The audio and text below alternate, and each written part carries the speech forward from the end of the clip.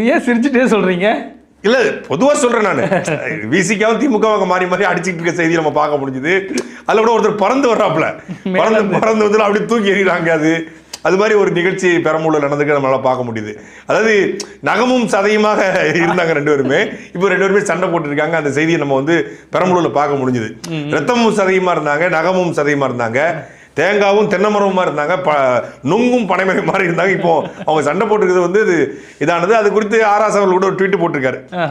அந்த ட்வீட்ல அவர் என்ன சொல்றாரு அப்படின்னா, ஆரோக்கியமான கருத்து மோதலே ஜனநாயகத்திற்கு அரண், களமோதலும் ஜனநாயகத்திற்கு முரண் மட்டுமல்ல மூடத்தனம், வன்முறையை தவிர்த்து வறுமையை வெல்வோம், வன்முறை தவிர்த்து வறுமையை வெல்வோமா என்ற கலைஞரின் முழக்கத்தை இதயத்தில் ஏந்துவோம் சொல்லி இது பண்ணியிருக்காரு.